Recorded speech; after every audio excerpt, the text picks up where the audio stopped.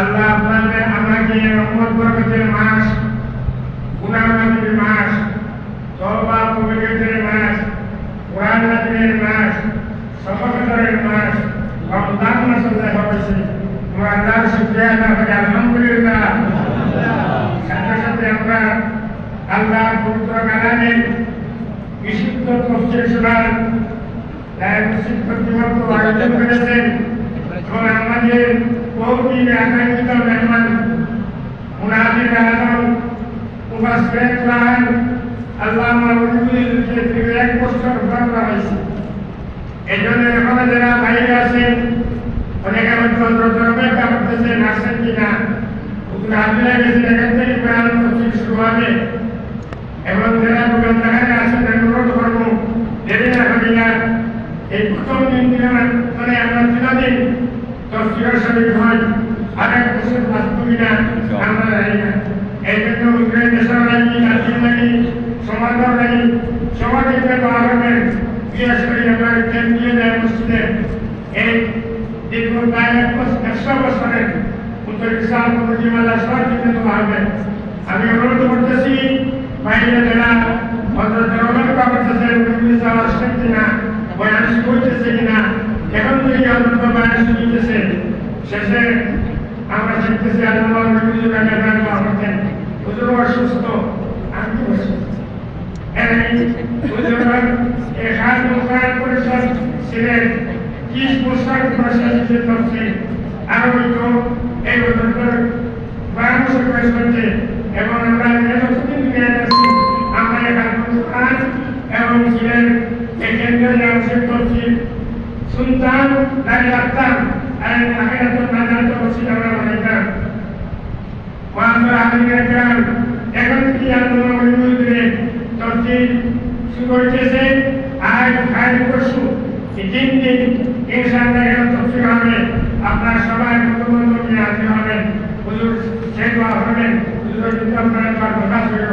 ছাত্রছাত্রী হুজুরের উস্তাদ মুমুদ্দিনের উস্তাদ অভিজ্ঞ মুফতি সাহেব মুফতি আব্দুল কাইয়ুম সাহেব বাজারি গত শুক্রবারে গুজরাট আসছেন, বিশেষভাবে গুজরাট আসছেন, তারাবি করছেন করিয়া বলে কষ্ট করিয়া বিদায় দিচ্ছেন।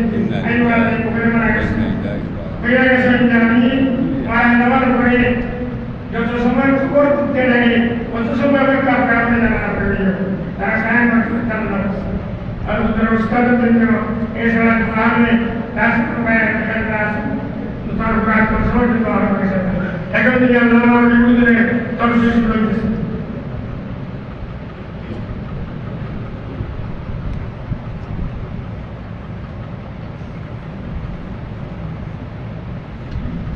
Yeah.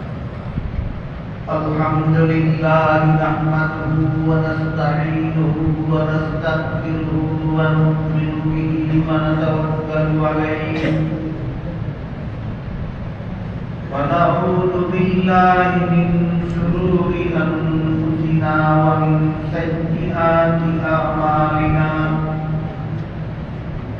من يهده الله فلا مضل له ومن يضلل فلا هادي له ونشهد أن لا إله إلا الله وحده لا شريك له ونشهد أن سيدنا ونبينا ومولانا محمدا عبده ورسوله صلى الله تعالى عليه وعلى آله وأصحابه وبارك وسلم أما بعد فأعوذ بالله من الشيطان الرجيم بسم الله الرحمن الرحيم يا أيها الذين آمنوا كتب عليكم الصيام كما كتب على الذين من قبلكم لعلكم تتقون أياما معدودات فمن كان منكم مريضا أو على سفر فعدة من أيام أخر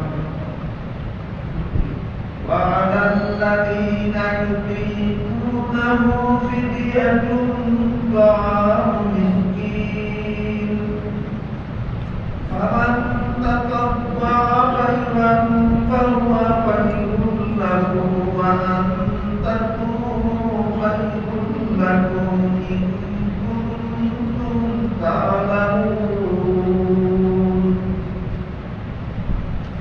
شهر رمضان الذي أنزل فيه القرآن هدى للناس وبينات من الهدى والفرقان فمن شهد منكم الشهر فليصم ومن كان مريضا أو على سفر فعدة من أيام أخر يريد الله بكم اليسر ولا يريد بكم العسر ولتكملوا العدة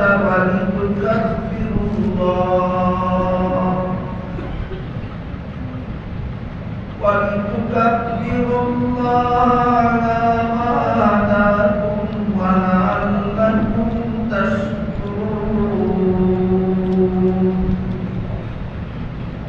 بارك الله لنا ولكم في القرآن العظيم ونفعنا وإياكم بالآيات والذكر الحكيم.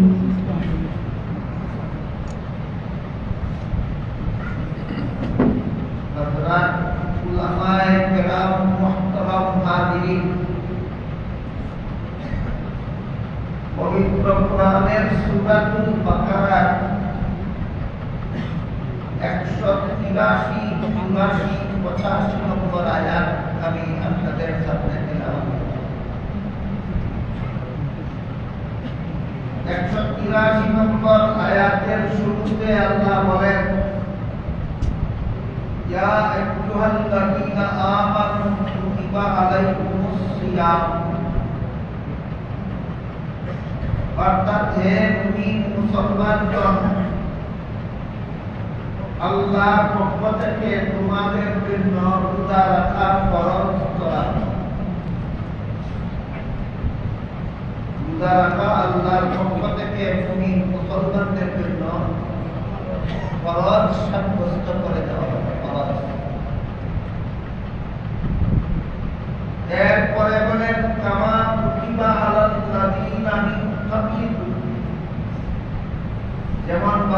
তোমাদের পূর্ববর্তী উম্মতদের জন্য রোজা রাখা ফরজ ছিল। নামাজ এবং রোজা এই দুইটা ইবাদত এমন যা সর্বযুগের সমস্ত মুমিন মুসলমানদের জন্য ফরজ ছিল, সকল নবী উম্মতের জন্য ফরজ। তবে একটু পার্থক্য হলো পূর্বেকার যুগের উম্মতের পূজার নিয়মে আর আমাদের পূজার নিয়মে। তাদের পূজার সময়ে আর আমাদের পূজার সময়ে,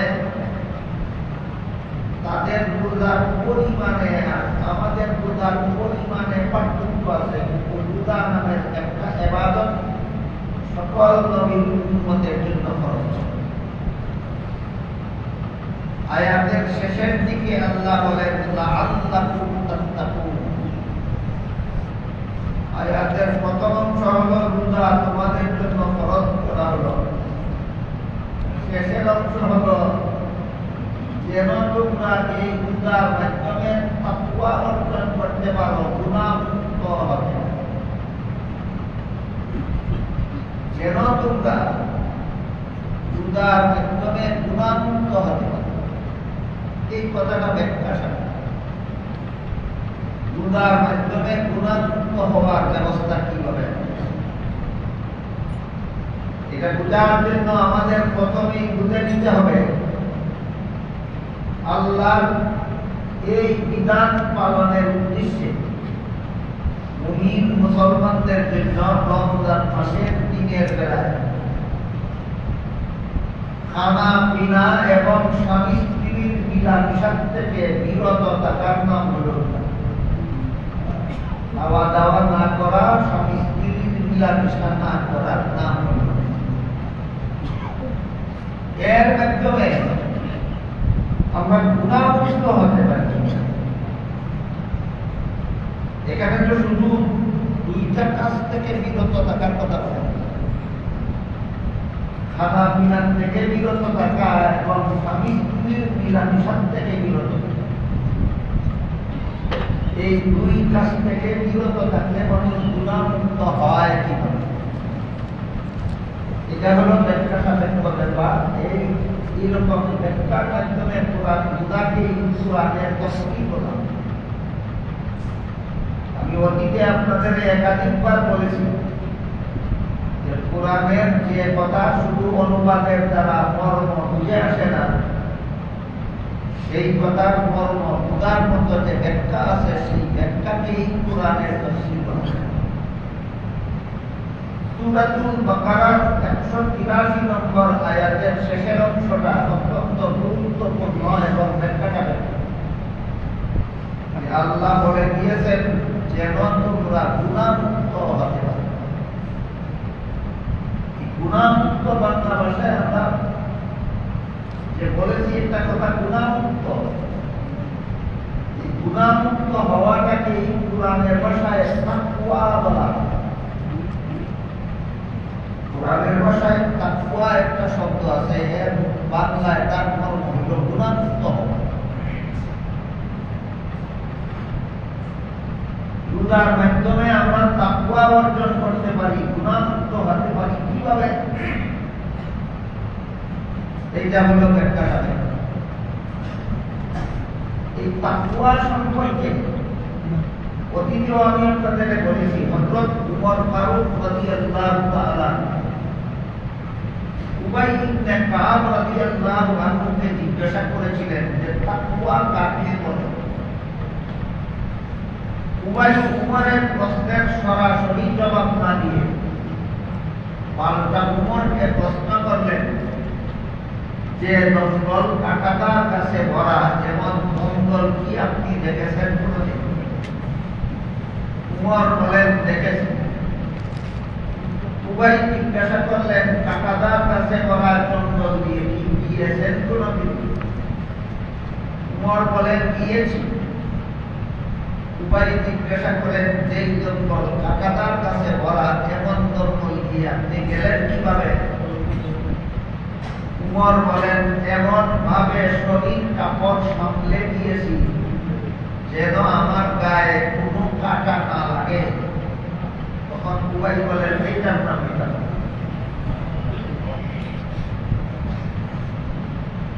অর্থাৎ গোটা দুনিয়াটা অসংখ্য অগণিত গুনার কাটাতার কাছে ভরা একটা জঙ্গলের নাম। এই কথাটা আমরা জীবন সম্পর্কে দুনিয়া এমন একটা জঙ্গলের নাম, যেই জঙ্গলটা অসংখ্য অগণিত গুনার কাটাতার কাছে ভরা। অর্থাৎ বহু রকমের গুনার পরিবেশে ভরা একটা সমাজের নাম দুনিয়া। এই দুনিয়ার ভিতর দিয়া প্রতিটি মানুষের জান্নাতে যাওয়া,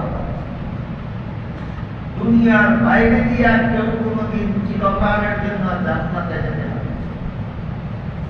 চিরকালের জন্য জান্নাতে পৌঁছতে হলে দুনিয়াতে আসতে হবে, দুনিয়ার জীবন অতিক্রম করতে হবে, তারপরে জান্নাতে। বুঝে থাকলে বলুন তো, মানুষের জান্নাতে যাওয়ার পথ দুনিয়ার বাইরে দিয়া না দুনিয়ার ভিতর দিয়া? দুনিয়ার ভিতর দিয়া প্রতিটি মানুষের জান্নাতে যাওয়া। তাই এই দুনিয়ার পথটা অতিক্রম করবতে আমি আমার সাথে যদি দুনিয়ার থেকে কোনো গুনাহ কবর পর্যন্ত না যায়, তাহলে আমার তাকওয়া আছে।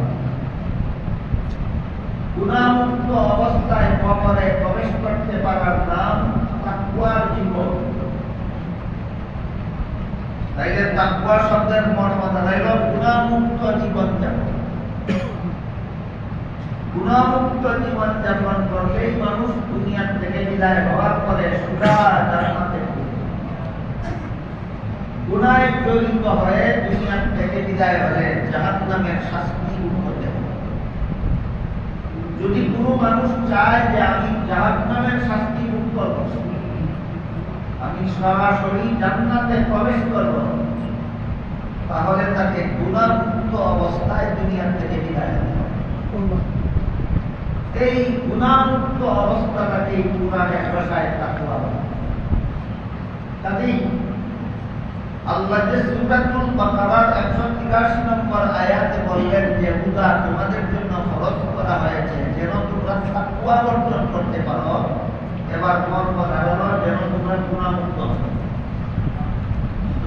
রমজান মাসে রোজা রাখা তোমাদের জন্য ফরজ করা হলো যেন রোজার মাধ্যমে তোমরা গুনাহমুক্ত হতে পারো। এই হলো তাকওয়া।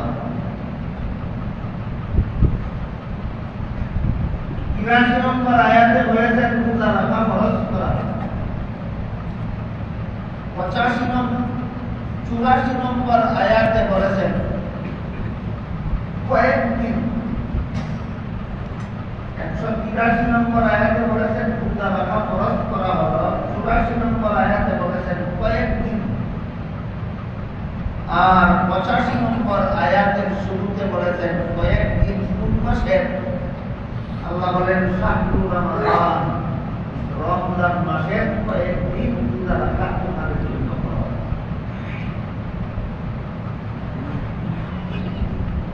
সূরাতুল বাকারার 183 নম্বর আয়াতে আল্লাহ বলেছেন রোজা রাখা ফরজ। 84 নম্বর আয়াতের শুরুতে বলেছেন কয়েকদিন। 85 নম্বর আয়াতের শুরুতে বলেছেন রমজান মাস যে কয়েকদিনের হয় সেই কয়েকদিন রোজা রাখা ফরজ। এই রমজান মাস যতদিনে হয় ততদিন রোজা রাখা ফরজ। এখন রমজান মাস কতদিনে হয় এই ব্যাপারে হাদিস শরীফে রাসূল করিম সাল্লাল্লাহু আলাইহি ওয়াসাল্লাম বলেন, যে বছর রমজান মাসের 29 তারিখ বিকাল বেলা ঈদের চাঁদ দেখা যাবে, সেই বছর 29 দিন রোজা রাখা ফরজ। যে বছর রমজান মাসের 29 তারিখ বিকাল বেলা ঈদের চাঁদ দেখা যাবে না, সেই বছর 30 দিন রোজা রাখা ফরজ। রমজান মাস যত দিনে হবে যে বছর ততদিন রোজা রাখা ফরজ হবে সেই বছর। এই হলো 84 নম্বর আয়াতের শুরুতে আল্লাহ বলেছেন কয়েকদিন। কয়েকদিন বললেন, দিনের সংখ্যাটা উল্লেখ করলেন না কেন? কারণ আল্লাহ যদি বলে দিতেন যে তোমাদের জন্য 30 দিন রোজা রাখা ফরজ। তাহলে রমজানের প্রথম দিন থেকে আমরা রোজা রাখা শুরু করলাম। 29 তারিখে 29 রোজা হইল। 29 তারিখে যেই বছর ঈদের চাঁদ দেখা গেল, সেই বছর ঈদের দিন রোজা রেখে 30-এর সংখ্যা পূরণ করতে হবে। কথাটা কি বুঝতে পারছেন? আল্লাহ যদি বলতেন তোমাদের জন্য 30 দিন রোজা রাখা ফরজ, তাহলে রমজানের প্রথম দিন থেকে আমি রোজা রাখা শুরু করলাম। 29 তারিখ পর্যন্ত কত রোজা হইল? 29 রোজা। আল্লাহ কত রোজা ফরজ যদি বলতেন 30 দিন রোজা রাখা ফরজ, তাহলে রমজানের 29 দিনে আমার 29 রোজা রাখা হইল। আরেক রোজা ফরজ হইল কিনা? এমন অবস্থায় 29 তারিখে যদি ঈদের চাঁদ দেখা যাইত, তোমার ঈদের দিন রোজা রেখে আল্লাহর ঘোষণার 30-এর সংখ্যা রক্ষা করতে। তাহলে বিরাট জটিল সমস্যা দেখা দিত কিনা? মুমিন মুসলমানেরা যেন আল্লাহর হুকুম পালন করতে গিয়ে এমন জটিল সমস্যার সম্মুখীন না হয়, এই জন্য আল্লাহ দিনের সংখ্যাটা না বলে দিয়েছেন কয়েকদিন। তাই হাদিস শরীফে রাসূল করিম সাল্লাল্লাহু আলাইহি ওয়াসাল্লাম কয়েকদিনের ব্যাখ্যা এভাবে করেছেন। এই বছর রমজান মাসের 29 তারিখ বিকাল বেলা ঈদের চাঁদ দেখা যাবে, সেই বছর 29 দিন রোজা রাখা ফরজ হবে। যেই বছর রমজান মাসের 29 তারিখ বিকাল বেলা ঈদের চাঁদ দেখা যাবে না, সেই বছর 30 দিন রোজা রাখা ফরজ। প্রতি বছরই 29 দিন না, প্রতি বছরই 30 দিন না, কোনো বছর 29, কোনো বছর 30, কোনো বছর 30, কোনো বছর 30। এই মাত্রা থাকার কারণে আল্লাহ সংখ্যাটা উল্লেখ না করে বলে দিয়েছেন। আর হাদিস শরীফে আল্লাহ রাসূল এই কয়েকদিনের ব্যাখ্যাটা এভাবে করে দিয়েছেন। যেই বছর 29 মাস হবে, সেই বছর 29 দিন রোজা রাখা ফরজ হবে। যেই বছর 30 মাস হবে, সেই বছর 30 দিন রোজা রাখা ফরজ। হাদিস শরীফে রাসূল করিম সাল্লাল্লাহু আলাইহি ওয়াসাল্লাম বলেন, ইন্নাল্লাহা ফারাদা সিয়াম রমাদান আলাইকুম ওয়া সানানতু লাকুম কিয়ামাহু ফামান সামাহু ওয়া কামাহু ঈমানান ওয়া ইহতিসাবান খারাজা মিন যুনুবিহি কায়াউমিন ওয়ালাদাতহু উম্মুহু আও কামা ক্বালা আলাইহিস সালাতু ওয়াসসালাম। রাসূল বলেন, রমজান মাসের দিনের বেলায় রোজা রাখা আল্লাহ তোমাদের জন্য ফরজ করেছেন।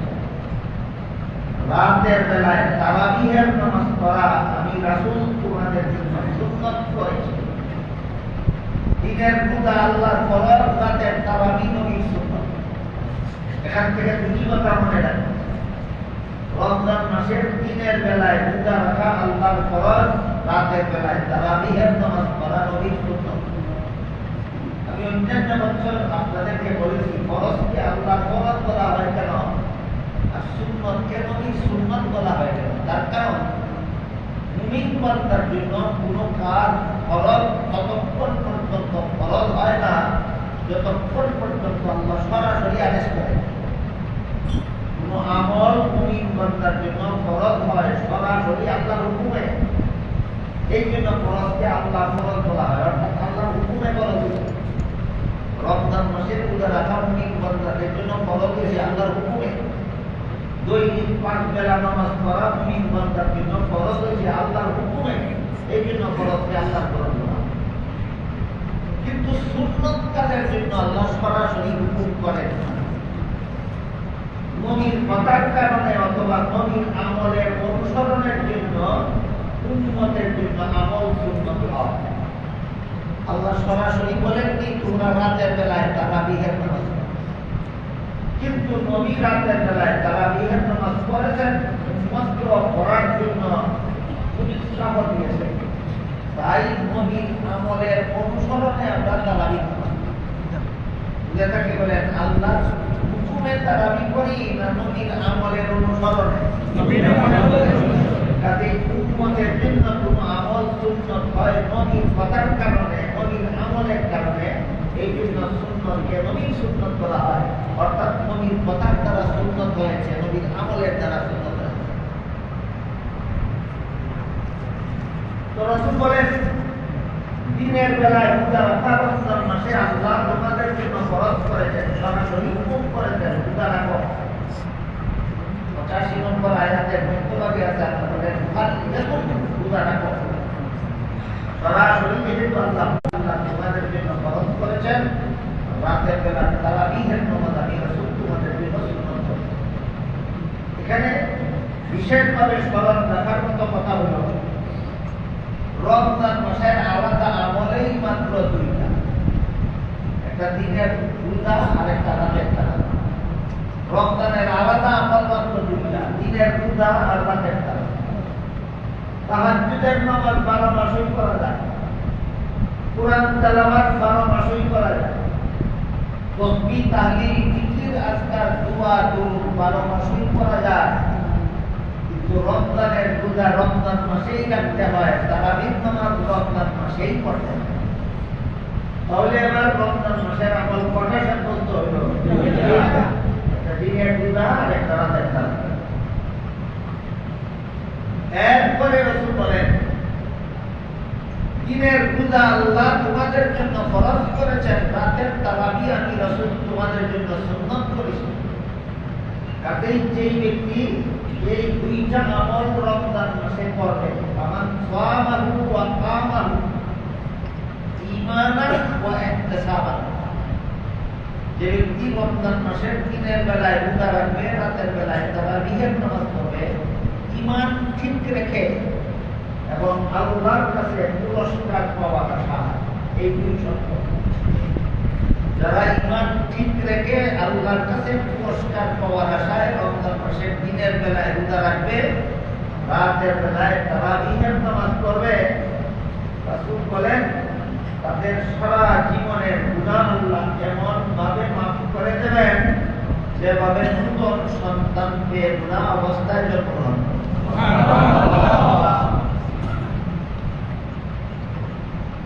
সদ্য প্রসূত সন্তান যেমন সম্পূর্ণ গুণামুক্ত অবস্থায় জন্মগ্রহণ করে, আল্লাহর রাসূল বলেন এই দুই আমল যারা রমজানে করবে, এদেরকে আল্লাহ নূতন সন্তানের মতো সম্পূর্ণ বের করে।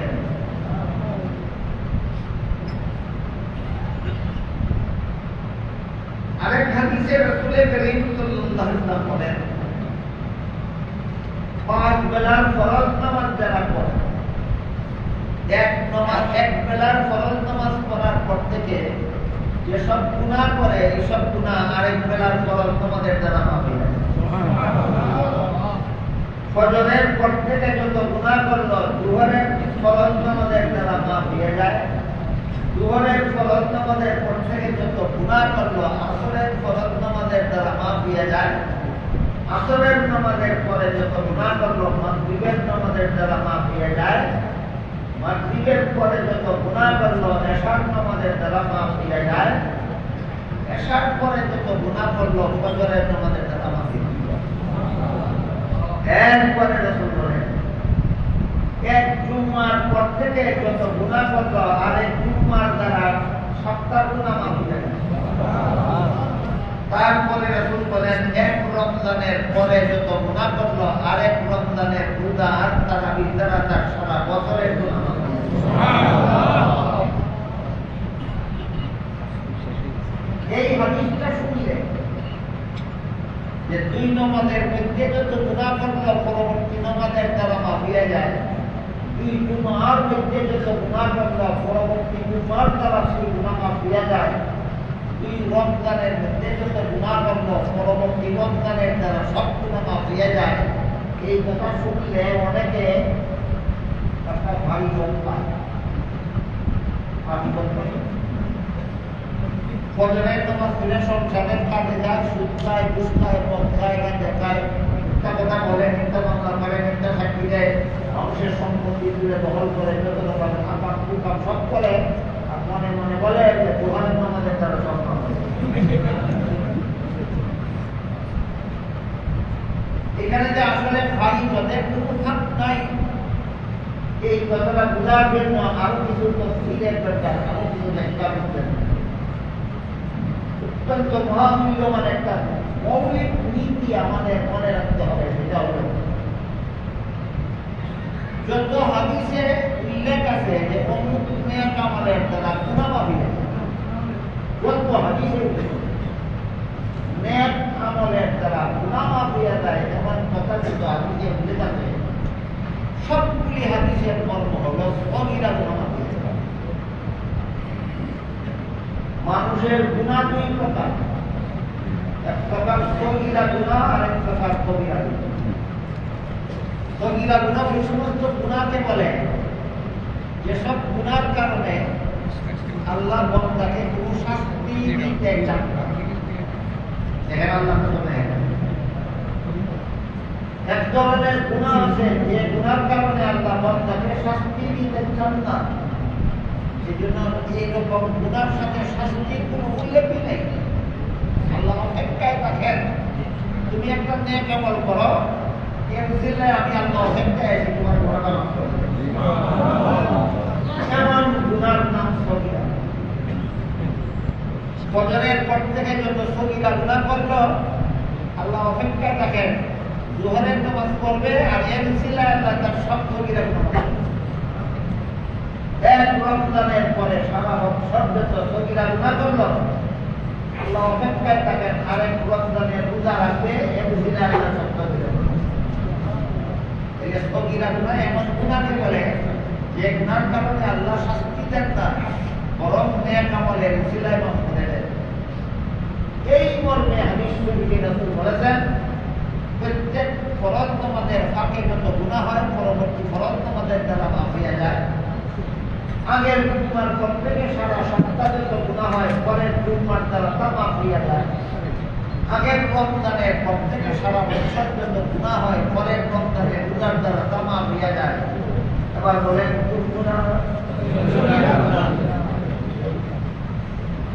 এই সগীরা গুনার উদাহরণ যেমন বেখিয়ালে পশ্চিম দিকে কিবলার দিকে থুক নিক্ষেপ করে একটা সগীরা গুনাহ। পশ্চিম দিকে আমরা যেন কোনো সময় থুক নিক্ষেপ না করি, কারণ পশ্চিম দিকে আমাদের কিবলা সম্মানিত কিনা। কিবলা সারা দুনিয়ার সমস্ত মুসলমানদের জন্য সম্মানিত। এই জন্য কিবলা যেহেতু মুসলমানদের অন্তরের অন্তঃস্থল থেকে একটা সম্মানিত জায়গা, এই জন্য এদিকে যেন আমরা পা না দেই, এদিকে যেন আমরা চোখ নিক্ষেপ না করি, এটা সম্মান মর্যাদা রক্ষা করা উচিত। তারপরে যদি কারো খেয়াল থাকে না, খেয়ালের কিবলার দিকে চোখ নিক্ষেপ করেই ফেলে, আল্লাহ চান না এর দ্বারা তাকে শাস্তি দিবে। আল্লাহ অপেক্ষায় দেখেন, তুমি একটা নেক আমল করো, নেক উসিলায় আমি তাকে মাফ করে দেব। আরেকটা সগীরা গুনার উদাহরণ, যেমন নির্জন জায়গা যেখানে কেউ দেখে না, কোনো মানুষে দেখে না, যে নিরিবিলি স্থানে কোনো মানুষে দেখে না, যেমন স্থানের দিকে বিনা দরকারে উলম্ব হওয়ার একটা সগীরা গুনাহ। টয়লেটের ভিতরে আমরা উলম্ব হই বিনা দরকারে, গুনাহ। কিন্তু বিনা দরকারে যদি কেউ এমন নির্জনে উলম্ব হয়, এটা একটা গুনার কাজ। কেমন গুনাহ? সগীরা। বিনা দরকারে আপনি নির্জনে উলম্ব হলেন, একটা সগীরা গুনাহ হল। আল্লাহ চান না এর দ্বারা আপনাকে শাস্তি দিতে, এজন্য আল্লাহ অপেক্ষায় থাকেন, একটা নেক আমল করবেন, এর উসিলায় আপনার বিনা দরকারে উলম্ব হওয়ার গুনাহ। এই সমস্ত গুনাহকে সগীরা গুনাহ বলা হয়, যার কোনো শাস্তি আল্লাহ দুনিয়াতেও দেন না, বান্দাকে আখিরাতেও দেন না, বরং কোনো না কোনো নেক আমলের উসিলায় মাফ করে দেন। এই মূল নীতিটা বুঝলে ফজরের পর থেকে বান্দা যত গুনাহ করে জোহরের নামাজের দ্বারা মাফ হয়ে যায়। এবার বলেন কোন গুনাহ? এশার পর থেকে বান্দা যত গুনাহ করে ফজরের নামাজের দ্বারা মাফ হয়ে যায়। কোন গুনাহ?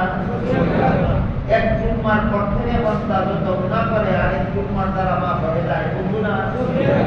এক রমজানের পর থেকে বান্দা যত গুনাহ করে আরেক রমজানের দ্বারা মাফ হয়ে যায়। যায় কোন গুনাহ?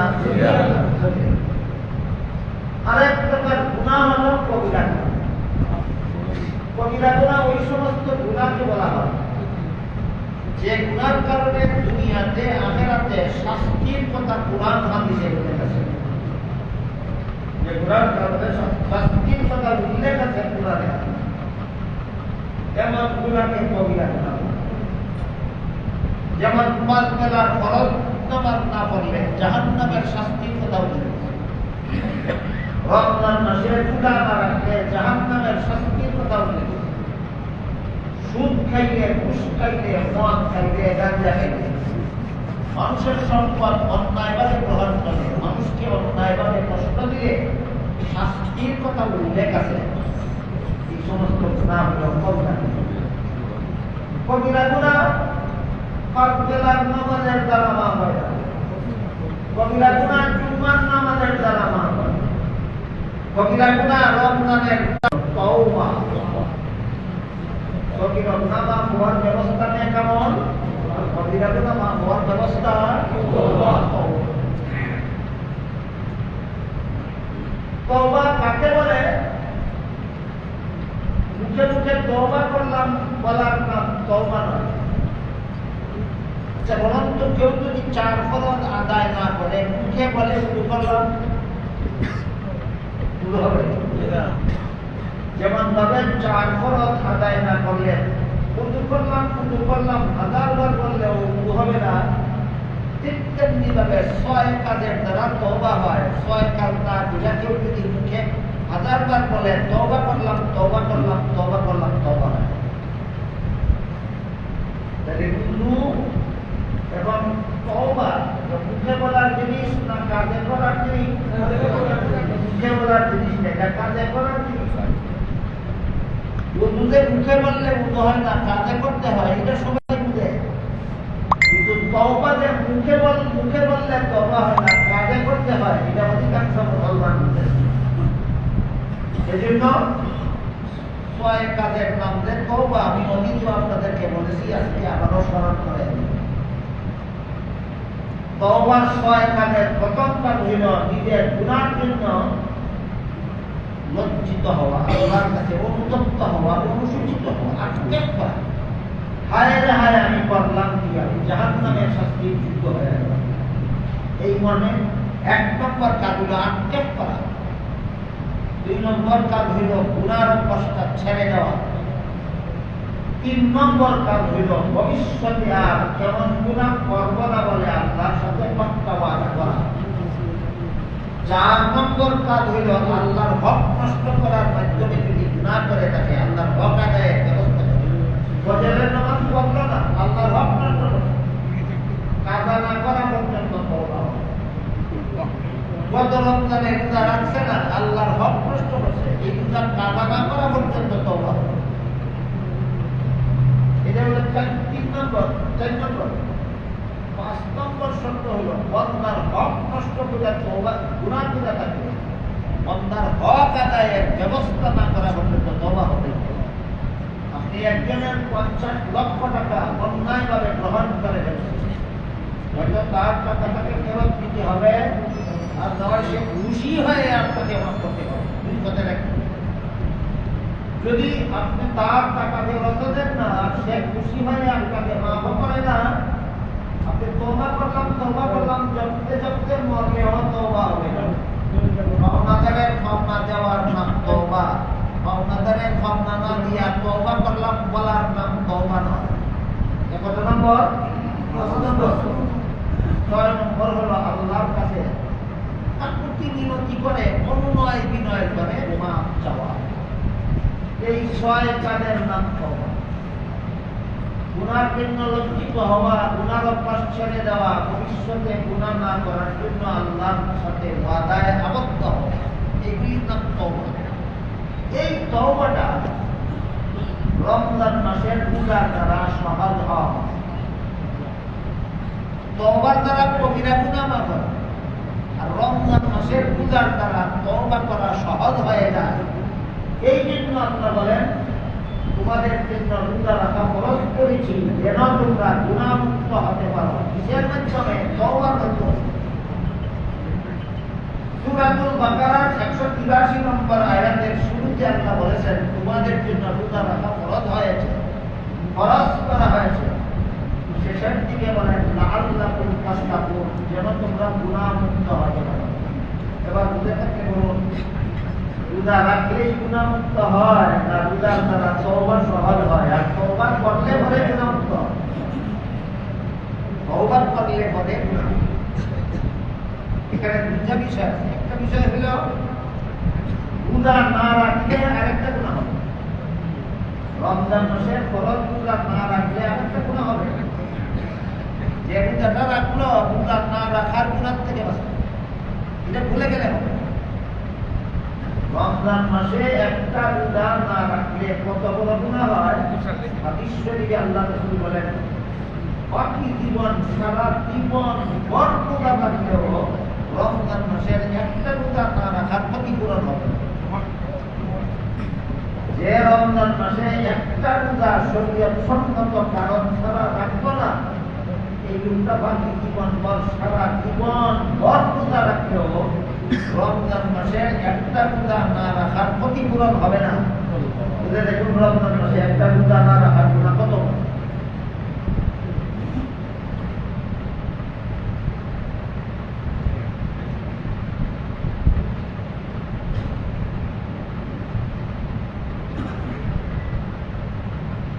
তাইলে রমজান মাসে রোজা রাখলে রোজা না রাখার গুনাহ থেকে বাঁচা যায়। কিন্তু রোজা রাখাটা যদি শুধু রোজা রাখাই হয়, আল্লাহ তো বলেছেন রোজার মাধ্যমে তোমরা গুনাহমুক্ত হওয়ার ব্যবস্থা গ্রহণ না করলে যদি রোজা রাখা হয়, শুধু রোজা না রাখার গুনাহ থেকে বাঁচা যায়, কিন্তু এই রোজার দ্বারা অন্য গুনাহ মাফ হয় না। আর আরেকভাবে রোজা রাখার সিস্টেম আছে, সেইভাবে রোজা রাখলে রোজা না রাখার গুনাহ থেকেও বাঁচা যায়। এই রোজার দ্বারা অন্য সকল গুনাহ থেকেও মুক্তি লাভ করা যায়। ওই ব্যবস্থাটা যেন বান্দা গ্রহণ করতে পারে, এই জন্য উৎসাহ দিয়ে আল্লাহ বলেছেন লাআল্লাকুম তাত্তাকুন। কথাটা একটু সহজ করে যেন আমরা অনায়াসে বুঝতে পারি। কথাটা বোঝার জন্য এইভাবে বলা যায় যে রোজার দুইটা জিনিস, একটা হলো রোজার দেহ আর একটা হলো রোজার প্রাণ। রোজার দেহ একটা, রোজার প্রাণ। রোজার দেহ হলো দিনের বেলায় খানা পিনা না করা, বিবির সাথে মিলামেশা না করা, রোজার দেহ। এটা না করলে কি হয়? রোজা না রাখার গুনাহ থেকে বাঁচে। কিন্তু সারা জীবন যত কবিরা গুনাহ করছে এইগুলি এই রোজার দ্বারা মাফ হবে না। আপনি রমজান মাসের 29 দিন অথবা 30 দিন সারাদিন খানা পিনা করলেন না, সারাদিন বিবির কাছে গেলেন না, এর দ্বারা রোজা না রাখার গুনাহ থেকে বাঁচবেন। কিন্তু সারা জীবন যত কবিরা গুনাহ করেছেন ওইসব গুনাহ এই রোজার দ্বারা মাফ হবে। আরেকটা হইল রোজার প্রাণ। রোজার দেহ হইল খানা পিনা না করা, আর রোজার প্রাণ হইল এই রোজার দেহ থেকে একটা শিক্ষা গ্রহণ। রোজার দেহ থেকে একটা গ্রহণ করার জন্য শিক্ষা আছে। সেটা কি? সেটা হলো আর কোন বিষয় ঘরের খানা, হালাল খানা মজুদ আছে। হালাল ব্যবসায়ের দ্বারা খানা ভাগ করা হইতে পারে। হালাল চাকুরির বেতনের দ্বারা খানা জোগাড় করা আছে করে। হালাল কৃষিকাজের দ্বারা ফসল উঠানো আছে করে। কিন্তু আল্লাহকে সন্তুষ্ট করার জন্য আমি খাই না। হালাল বিবি ঘরে মজুদ আছে, আল্লাহকে খুশি করার জন্য বিবির কাছে যাই। এইভাবে যদি একটা মুমিন মুসলমান একটা মাস পর্যন্ত শুধু আল্লাহর সন্তুষ্টি অর্জন করার জন্য হালাল খানা না খাইয়া থাকতে পারে, হালাল বিবির কাছে না গিয়া থাকতে পারে, তখন এর শিক্ষা হইল তাইলে তুমি আল্লাহকে খুশি করার জন্য হারাম কাজগুলি ছাড়তে পারবে না কেন? এই যে হইল রোজার শিক্ষা। এই যে হইল রোজার শিক্ষা। না খাইয়া থাকার না রোজা, আর হালাল খানা না খাইয়া যদি থাকতে পারি আল্লাহকে খুশি করার জন্য, তাহলে হারাম কাজগুলি তওবা করে থাকতে পারবো না কেন? আল্লাহকে খুশি করার জন্য। সেইটা হইল রোজার প্রাণ। রোজার দেহ যদি আমরা পালন করি, রোজা না রাখার গুনাহ থেকে বাঁচতে পারি, এই রোজার দ্বারা অন্য গুনাহ মাফ হবে না।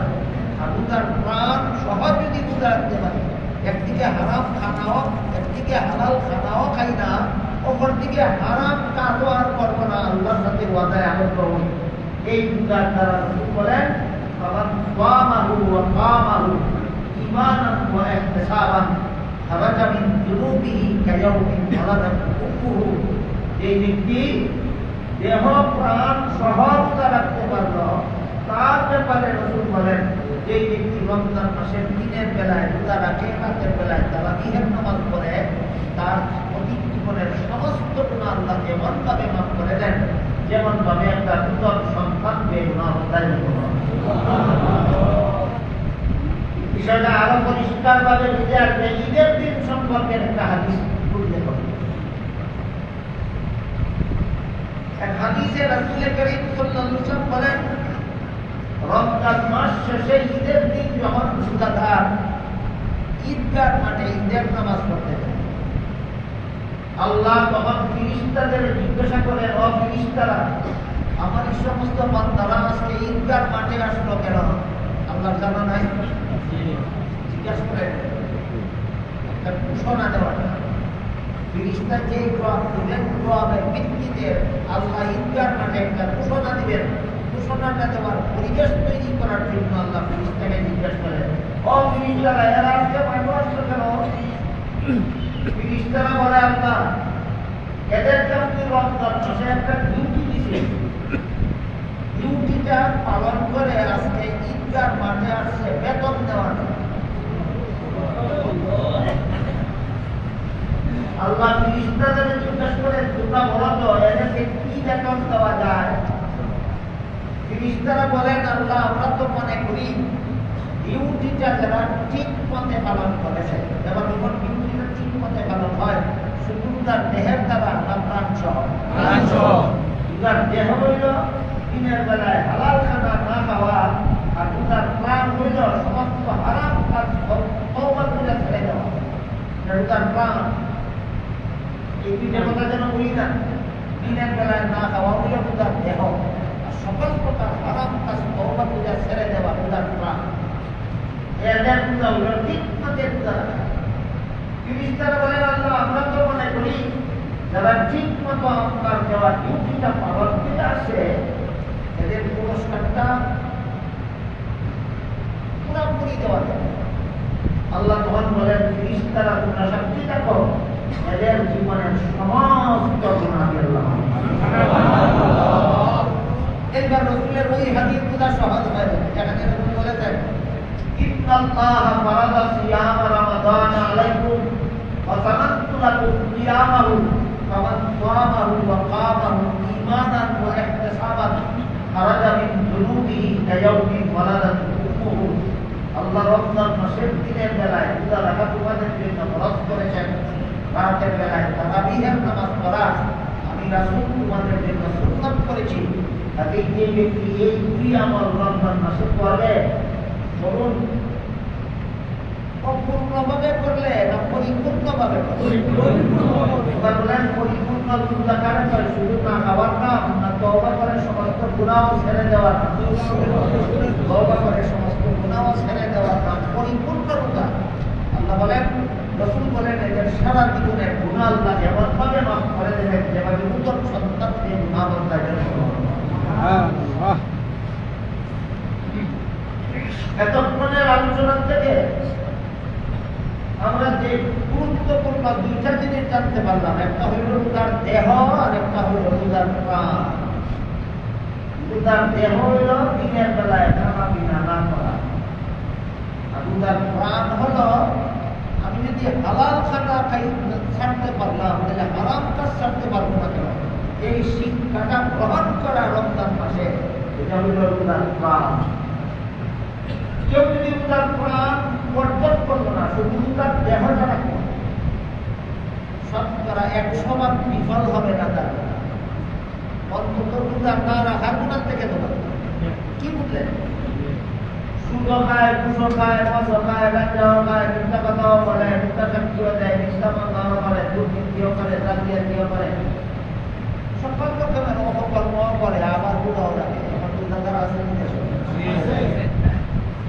রোজা 16 আনা বিফল না, শতকরা 100 বিফল না। রোজা না রাখার গুনাহ থেকে বাঁচবে, এরা রোজা না রাখার গুনাহ থেকে। কিন্তু এই রোজার দ্বারা অন্য গুনাহ মাফ হবে না, এই রোজার দ্বারা অন্য গুনাহ মাফ হবে।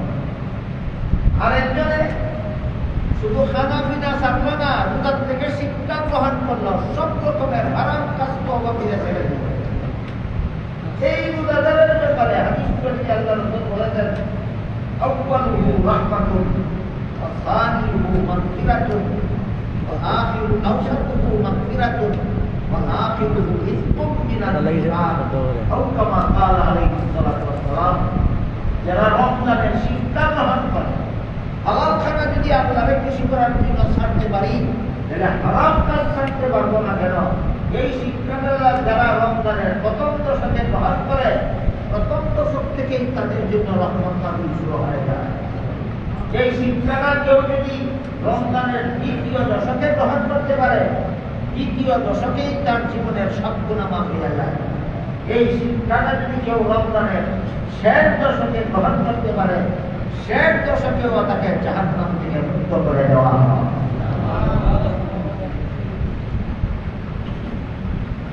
তাহলে একটা হইল তার দেহ, তারও কিছু না কিছু উপকার, কমপক্ষে রোজা না রাখার গুনাহ থেকে।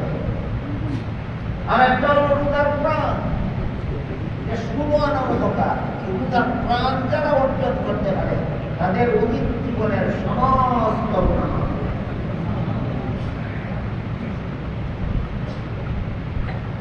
এই কথাগুলি একটু পরিষ্কার ভাষার আপনাদের সামনে তুলে ধরলাম কেন? কারণ ইদানিং আমি লক্ষ্য করেছি কিছু মাজার পূজারী ভণ্ডরা রোজা এবং রোজাদারের বিরুদ্ধে মিডিয়াতে জঘন্যতম অপপ্রচার চালাচ্ছে। একদল মাজার পূজারী ভণ্ডরা রোজার বিরুদ্ধে, রোজাদারের বিরুদ্ধে মিডিয়াতে অপপ্রচার চালাচ্ছে। কি অপপ্রচার? এই ব্যাপারে আপনাদের জ্ঞান, ধারণা, চিন্তা, চেতনা জাগ্রত করার জন্য রোজার দেহের উপকারিতা, রোজার প্রাণের উপকারিতা বিতর্কভাবে পরিষ্কারভাবে বলে দিতে হবে, যেন এই ভণ্ডদের শয়তানি প্রচারণার ব্যাপারে আপনারা সতর্ক হবেন। এরা কি অপপ্রচারণা চালাচ্ছে সেই আলোচনায় যাওয়ার আগে এদেরকে আমি বলেছি, ভণ্ড এবং মাজার পূজারী এই দুই শব্দের পরিচয় আগে আমাদের জানা থাকবে। আমাদের সমাজে একদল ভণ্ড মাজার পূজারী আছে, এদেরকে ভণ্ড বললেও এরা খুব রাগান্বিত হবে। মাজার পূজারী বললেও রাগান্বিত। আমি আপনাদের জিজ্ঞাসা করি, চুলকে চুল বললে খুশি হয় না? খুনি বললে খুশি হয় না?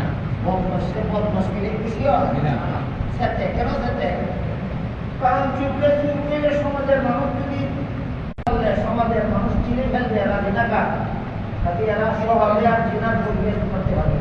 এই জন্য চুপলে চুপলেও রাগান্বিত হয়, খুনিকে খুনি করলেও রাগান্বিত হয়, জিনাকারকে জিনাকার করলে রাগান্বিত হয়।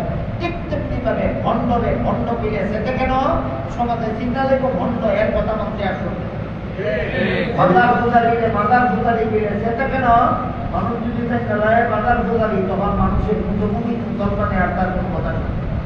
এই জন্য এদেরই খুব দেখা, এদেরই চেক এদের উত্তেজনা দিকে আপনারা যেন ধুলায় না করেন। এই জন্য প্রথমে আমি আপনাদেরকে ভণ্ড কাকে বলে আর মাজার পূজারী কাকে বলে ক্লিয়ারলি বলে দিতে চাই, যেন এদের অপপ্রচারে আপনারা বিভ্রান্ত না হন। প্রথমে আমরা চিনব ভণ্ড কারে কয়, এরপরে আমরা চিনব মাজার পূজারী কারে কয়, এরপরে আমরা বলবো এই ভণ্ড মাজার পূজারীরা রোজার বিরুদ্ধে মিডিয়াতে কি অপপ্রচার চালাচ্ছে, তারপরে আমরা বোঝার চেষ্টা করবো এই অপপ্রচার যারা করে, যারা শুনে, যারা সমর্থন দেয়, যারা নীরব থাকে, একটারও ইমান থাকে না, সবগুলি কাফের। কাজেই ইমান রক্ষার জন্য, কুফুরির হাত থেকে বাঁচার জন্য এই সমস্ত কথাগুলি আমাদের জরুরি ভিত্তিতে ইমান রক্ষার স্বার্থেই আমাদের বোঝা দরকার। এক নম্বর ভণ্ড কাজ, ভণ্ড হইল যে কাজের যোগ্য না সেই কাজের দাবি করার নাম কথা। যে যে কাজের যোগ্য নয় সেই কাজের যোগ্য বলে দাবি করার নাম ভণ্ড। যেমন গোলাম আহমদ কাদিয়ানী একটা ভণ্ড নবী।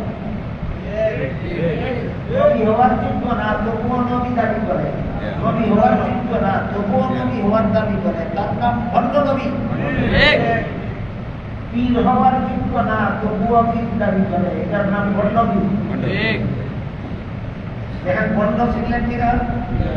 যে নবী হওয়ার যোগ্য না তবুও নবী হওয়ার দাবি করে, তার নাম ভণ্ড নবী। যে পীর হওয়ার যোগ্য না তবুও পীর হওয়ার দাবি করে, তার নাম ভণ্ড পীর। একজন ভণ্ড পীর কবর পূজারী এই রোজার বিরুদ্ধে, ইসলামের একটা স্তম্ভ রোজা, এই রোজার বিরুদ্ধে কেমন জঘন্যতম অপপ্রচারণা চালাচ্ছে। এই অপপ্রচারণা যারা করে, যারা শুনে, যারা সমর্থন দেয়, একটা ইমান থাকে না, তাদের হইয়া যায়। তাতে আমাদের ইমান হেফাজতের স্বার্থেই এই সমস্ত ভণ্ডদেরও চেনা দরকার, এদের ভণ্ডামি সম্পর্কে অসতর্ক। এরা দাবি করে এরা শরীয়তপন্থী নয়, এরা তরিকতপন্থী। এই দাবির কারণে দাবি আমাদের ক্লিয়ার হইয়া যাওয়া দরকার। শরীয়ত কাকে বলে আর তরিকত কাকে বলে? আল্লাহর যে সমস্ত বিধিবিধান শরীরের অঙ্গ প্রত্যঙ্গের দ্বারা পালন করতে হয়, এই সমস্ত বিধিবিধানের নাম শরীয়ত। আল্লাহর যে সমস্ত বিধিবিধান শরীরের অঙ্গ প্রত্যঙ্গের দ্বারা পালন করতে হয়, সমস্ত বিধিবিধানের নাম শরীয়ত। যেমন আল্লাহ বিধান দিয়েছেন উযু করতে হবে। উযু কি মনে মনে করলে হয় না শরীরের অঙ্গ প্রত্যঙ্গের দ্বারা? উযু একটা শরীয়তের বিধান। আল্লাহ বিধান দিয়েছেন 5 বেলা নামাজ পড়ার, মনে মনে করলে হয় না শরীরের অঙ্গ প্রত্যঙ্গের দ্বারা? নামাজ একটা শরীয়তের বিধান। আল্লাহ বিধান দিয়েছেন রোজা রাখার, রোজা কি মনে মনে রাখতে হয় না শরীরের অঙ্গ প্রত্যঙ্গের দ্বারা? উপবাস পালন করতে হয়, নাকি রোজা একটা শরীয়ত? তাই আমরা মনে রাখি আল্লাহর যে সমস্ত বিধিবিধান শরীরের অঙ্গ প্রত্যঙ্গের দ্বারা পালন করতে হয়, এই সমস্ত বিধিবিধানের নাম শরীয়ত। এই সমস্ত বিধিবিধানের নাম শরীয়ত। যেমন এক আয়াতে আল্লাহ বলেন, ইন্নাস সালাতা কানাত আলাল মুমিনিনা কিতাবান মাওকুতা। এর অর্থ হলো নিশ্চয়ই নির্ধারিত সময়ে নামাজ পড়া মুমিনদের জন্য ফরজ। আর এই নির্ধারিত সময়ে নামাজ পড়া শরীরের অঙ্গ প্রত্যঙ্গের দ্বারা পড়তে হয়। নামাজ পড়া শরীয়তের একটা বিধান, নামাজ পড়া শরীয়তের একটা বিধান। এবার বোঝার চেষ্টা করি তরিকতটাকে পাবো। ঘটনাদের ঘটনামির থেকে সতর্ক হওয়ার জন্য বিষয়গুলি আপনাদের বুঝতেও হবে, মনে রাখতে হবে। আল্লাহর যে সমস্ত বিধান শরীয়তের শরীরের অঙ্গ প্রত্যঙ্গের দ্বারা পালন করতে হয়, এগুলির নাম শরীয়ত। আর আল্লাহর যে সমস্ত বিধান শরীরের অঙ্গ প্রত্যঙ্গের দ্বারা পালন করা যায় না, অন্তরের দ্বারা পালন করতে হয়। তারা বলেন যে সমস্ত বিধান শরীরের দ্বারা পালন করা যায় না, অন্তরের দ্বারা পালন করতে হয়, ওই বিধানের নাম শরীয়ত। ওই বিধানের নাম শরীয়ত। যেমন আল্লাহ পাক রব্বুল আলামিন قد أفلح المؤمنون الذين هم في صلاتهم خاشعون।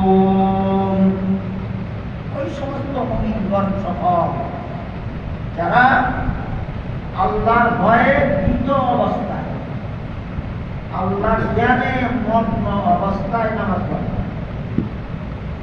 নামাজ পড়াটা শরীয়তের কাজ, আল্লাহর ভয় অন্তরে থাকাটা তরিকতের কাজ। আল্লাহর জ্ঞানে মগ্ন নামাজের মধ্যে আল্লাহর জ্ঞানে মগ্ন থাকাটা, আল্লাহর জ্ঞানে মগ্ন হয় শরীরের অঙ্গ প্রত্যঙ্গের দ্বারা না অন্তরের দ্বারা? আল্লাহর জ্ঞান মগ্নতাটা শরীয়তের কাজ না তরিকতের কাজ? তরিকতের কাজ। রুকু সিজদা করা শরীয়তের কাজ, আল্লাহর জ্ঞানে মগ্ন থাকা তরিকতের কাজ। রেশকর কি? রুকু সিজদা এমন আল্লাহর এমন বিধান যে শরীরের অঙ্গ প্রত্যঙ্গের দ্বারা পালন করা হয়। আর আল্লাহর জ্ঞানের মগ্ন থাকা আল্লাহর এমন বিধান যে শরীরের অঙ্গ প্রত্যঙ্গের দ্বারা পালন করা যায় না, অন্তরের দ্বারা পালন করতে হয়। যেমন বিধানের নাম তরিকত। আপনি তো বুঝলেন, যেটাকে বলেন তো পাঁচ বেলার নামাজ শরীয়ত না তরিকত। আর নামাজে আল্লাহ জানে মন্ত্র থাকা আল্লাহ ধ্যান মন্ত্রটা তরিকত হইল কেন? শরীরের অঙ্গের দ্বারা ভালো না, অন্তরের দ্বারা ভালো না। রুকু সেজদাটা শরীয়ত হইল কেন? মনে মনে রুকু করলে রুকু হয় না, মনে মনে সেজদা করলে সেজদা হয় না। অঙ্গ প্রত্যঙ্গের দ্বারা করতে হয়, এটার নাম শরীয়ত। ভণ্ডদেরকে চিনার জন্য, ভণ্ডদের ভণ্ডামির থেকে নিজেদের ইমান হেফাজতের জন্য এই শরীয়তের তরিকতের প্রত্যেকটাকে মনে রাখতে হবে। তারপরে বলবো এরা ভণ্ড কিভাবে। এই ভণ্ডরা যারা বলে যে মনের নামাজ বড় নামাজ, জীবনে একবার বলল মনের নামাজ বড় নামাজ, জীবনে একবার মনের নামাজ আল্লাহর জ্ঞান মগ্ন, আল্লাহর জ্ঞান মগ্ন নামাজের মাঝে আল্লাহর জ্ঞানের মগ্নতা দেখাইল মনের নামাজ। আর রুকু সেজদা করাটা হইল শরীরের নামাজ। নামাজের দাঁড়ানি, সুরাকেরাত করা, তসবিহ করা, রুকু সেজদা করা, এগুলি হইল শরীয়তের নামাজ। আর আল্লাহর জ্ঞানের মগ্নতাটা নামাজের মাঝে আল্লাহর জ্ঞানের মগ্নতাটা হইল তরিকতের নামাজ। বন্ধরা কই কি মনের নামাজ বড় নামাজ, জীবনে একবার বলল। আর আল্লাহর বিধান হইল আল্লাহর জ্ঞানের মগ্ন থাকাটা জীবনে একবার নয়, যতক্ষণ পর্যন্ত তুমি আল্লাহর জ্ঞান মগ্ন থাকবে ততক্ষণ শয়তান তোমার গুনাহে লিপ্ত করাইতে পারবে। যখন ওই মন থেকে আল্লাহর জ্ঞান দূর হয়ে যাবে তখনই শয়তান তোমাকে গুনাহে লিপ্ত করবে। আল্লাহর জানে মগ্ন একবার থাকলেই হয় না, জীবন ভর আল্লাহর জানে মগ্ন থাকতে হবে। জীবন ভর আল্লাহর জানে মগ্ন। বিষয়টা ক্লিয়ার করার জন্য আরেকটা আলোচনা করি। কোরআনের বিভিন্ন আয়াতে বলা হয়েছে কুরুল্লাহ যিকরান কাসীরা, তোমরা আল্লাহর বেশি বেশি জিকির করো। এই জিকির দুই রকমের আছে, একটা মুখের জিকির আর একটা অন্তরের জিকির।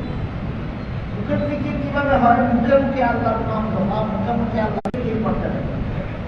সুবহানাল্লাহ সুবহানাল্লাহ সুবহানাল্লাহ বলতে থাকলে মুখে মুখে আল্লাহর জিকির করতে থাকবে। লা ইলাহা ইল্লাল্লাহ লা ইলাহা ইল্লাল্লাহ লা ইলাহা ইল্লাল্লাহ বলতে থাকলে মুখে মুখে আল্লাহর জিকির করতে হবে। এটা হলো মুখের জিকির। এই মুখের জিকির ফরজ নয়, নফল। মুখের জিকির ফরজ না নফল? এ যত বেশি করবে তত বেশি করবে। আরেকটা হলো অন্তরের জিকির। অন্তরের জিকির কাকে বলে?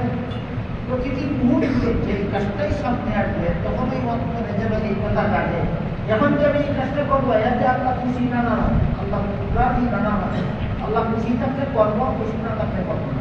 এখন যে কথাটা বলতেছি এতে আল্লাহ খুশি থাকলে বলবো, না থাকলে বলবো না। এখন যে কাজটা করতেছি এই কাজে আল্লাহ খুশি থাকলে করবো, না থাকলে করবো না। এখন যে আমি যাত্রা করতেছি আমার ভাই যদি আল্লাহ খুশি থাকে তাহলে যাত্রা ঠিক রাখবো, খুশি না থাকলে আল্লাহ যাত্রা ঠিক রাখবো না। এই রূপক সদা সর্বদা অন্তরে জাগ্রত থাকার নাম অন্তরের জিকির। এটা নফল নয়, ফরজ। মনের জিকির বড় জিকির একবার তো কি হয় না, জীবন ভর করতে হবে। অন্তরের জিকির নফল নয়, ফরজ, সদা সর্বদা করতে হবে। যেই মুহূর্তেই অন্তরের জিকির থেকে বান্দা গাফিল হয়ে যাবে সেই মুহূর্তেই শয়তানে তাদের গুনাহে হারাম কাজে লিপ্ত করে যাবে। এই কারণে অন্তরের জিকির হইল ফরজ, জীবনে একবার করলেই হয় না, জীবন ভর করতে হবে। আসল ঘটনা কি আর ঘটনাই হয়নি? এদেরকে বন্ধ বলে কেন? এরা তরিকতের দাবি করে, তরিকতের দাবি করে। পুরান দিন সিনেরি তরিকত বলেন। আর আল্লাহকে ভুলে গিয়ে আল্লাহর কথা স্মরণ না থাকার কারণে হারাম কাজে লিপ্ত হওয়ার মতো মন মানসিকতা যার আছে তরিকতে আছে, তরিকতের দ্বারা কাছেও নাই। আরেকটা কথা লক্ষ্য করুন, মানুষের একটা দেহ একটা প্রাণ, একটা আছে দেহ আর একটা আছে প্রাণ। যতক্ষণ পর্যন্ত প্রাণ দেহের ভিতরে থাকে তখন দেহটাকে জীবিত করা যায়। যখন প্রাণ দেহ থেকে বের হয়ে যাবে তখন দেহটা জীবিত নয়, মুর্দা হয়। ঠিক তেমনি ভাবে আল্লাহর দেনের মধ্যে আল্লাহ বলেন কাদ আফলাহাল মুমিনুন আল্লাযীনা হুম ফি সালাতিহিম খাশিউন। নামাজে মনোযোগী হয় ওই সমস্ত মুমিনগণ সকল যারা নিজেদের নামাজে মনোযোগী হয়, আল্লাহর ধ্যানে মগ্ন হয়। এই রুকু সেজদা হইল নামাজের দেহ, আর আল্লাহর ধ্যানে মগ্ন থাকা হইল নামাজের প্রাণ।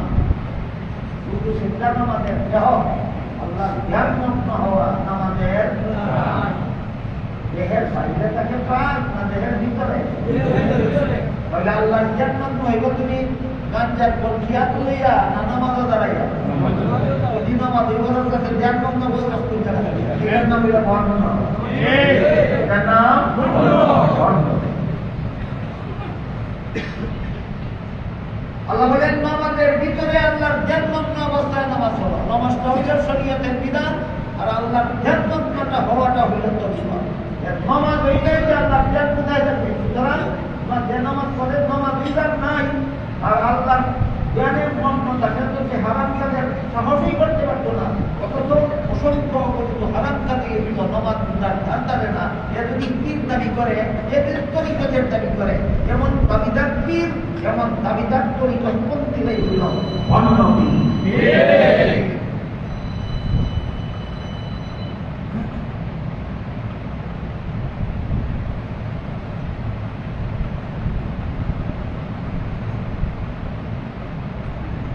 এতক্ষণে চিনলাম বর্ণ কাটে না, বর্ণ তরিকতের বর্ণ ছিলেন না, তরিকতের দাবিদার।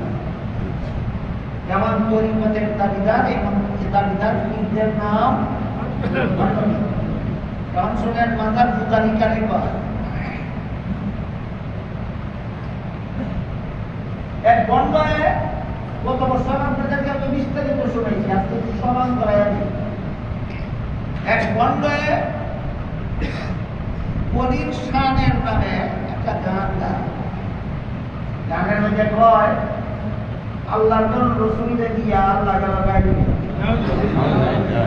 রসুল একদম খাজায় থেকে শৈল দিয়া আর দিলে কেউ ফিরে না খালি হাতে খাজা বাবার জন্য। তারা যারা যারা নাউজুবিল্লাহ বসেন কতটুকু বুঝে শুনে বসেন আমি জানি না। আমি যদি এই গানের মধ্যে কি পরিমাণ কুহুরি আছে, একটা একটা করে বলি দিলে রাত 12টা পর্যন্ত শেষ হবে। আল্লাহ রসুলের কি আইডিয়া একটা, কারণ আল্লাহ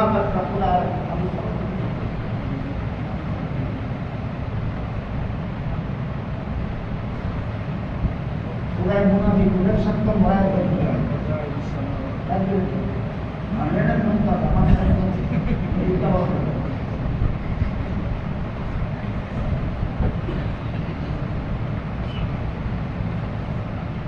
মুনাফিকুলের সপ্তম ভয়।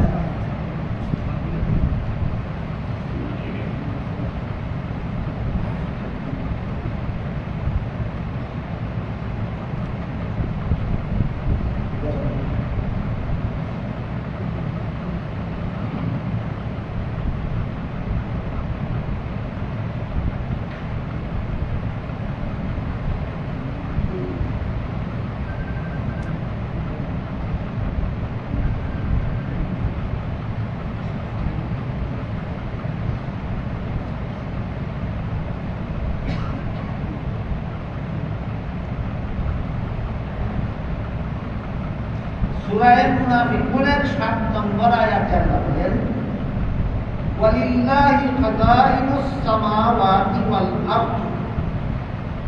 আসমান জমিনের ধনভাণ্ডারের মালিক আল্লাহ। আল্লাহ বলেন আল্লাহ বলছে আল্লাহ কি করে বর্ণনা কি করে। এরপরে আল্লাহ বলেন ওয়ালাকিন্নাল মুনাফিকিনা লা ইয়াফকাহুন। আসমান জমিনের ধনভাণ্ডার যে রাসূলের না, আসমান জমিনের ধনভাণ্ডার যে আল্লাহ, এই কথাটা মুনাফিকেরা মানে না। আসমান জমিনের ধনভাণ্ডার আল্লাহ, আল্লাহ বলেন আল্লাহ মানে না মুনাফিক। খুশি গান না ওলির কুহুরি কুহুরি গান, এই কুহুরির একটা এই গানের একটা কুহুরি আল্লাহর রসুল, এবারে আল্লাহর রসুলকে দিয়ে সূরা মুনাফিকুনের 7 নম্বর আয়াতে আল্লাহ বলেন আমার দল আমার রয়েছে, আসমানের দল জমিনের দল সব দল আমার। মানে না কে? আল্লাহ বলেন মুনাফিকরা মানে আল্লাহর দল যে আল্লাহ বলছে রসুলদের দিছে না, এই কথাটা মুনাফিকরা মানে না। সুতরাং যে পায় আল্লাহর দল রসুলদের দিছে পুরাই মুনাফিকুনের 7 নম্বর আয়াতে আল্লাহ বলছে এই মুনাফিক। এরপরে রসুলের দল খাজা গেয়া রইলনি রসুলের কাছে না দিছিলা খাজা হাদিস শরীফে রাসূল করিম সাল্লাল্লাহু আলাইহি ওয়াসাল্লাম বলেন ইন্নামা আনা কাসিমুন আল্লাহু ইউতি, আল্লাহ দান করেন আর আমি বন্টন করি। আল্লাহ দান করেন আর আমি বন্টন করি। তাইলে রাসূল আল্লাহর দেওয়া যা কিছু বন্টন করেন সর্বপ্রথম রসুলের সাথে সরাসরি ডাইরেক্ট তাদের সাক্ষাতে তো এখানে খাতা বাবা নিয়ে রসুলের দিলে রসুলের সাথে খাতা বাবার সাক্ষাতে ছিল সাহাবায়ে কেরামের সাক্ষাতে সাহাবায়ে কেরাম মধ্যে রাখতো না খাতা বাবার মধ্যে রাখতো। রসুলে আল্লাহর দম দেওয়ার সময়ও সাহাবারে না দিয়া খাতা বাবারে দিয়া দিল।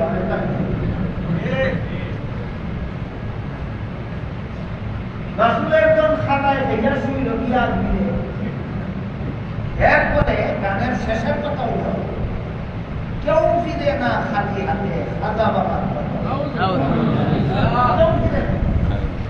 খাতা বাবার দরবারে খালি হাতে কেউ ফিরে না। কেউ ফিরে না কথা বলতে কি যে গিয়ে সম্পদ চায় সম্পদ পাইয়া দেয়, যে গিয়ে ধন চায় ধন পাইয়া দেয়, যে গিয়ে সুখ শান্তি চায় সুখ শান্তি পাইয়া দেয়, যে গিয়া সন্তান চায় সন্তান পাইয়া দেয়। কেউ গিয়া যদি জান্নাত চায় জান্নাত পাইয়া দেয়, কেউ গিয়া যদি জাহান্নাম থেকে মুক্তি চায় জাহান্নাম থেকে মুক্তি পাইয়া যায়, কেউ গিয়া যদি গুনাহমাফ চায় গুনাহমাফ পাইয়া যায়। পাইয়া গেলে খালি হাতে ফিরল না, না পাইয়া গেলে খালি হাতে ফিরল না।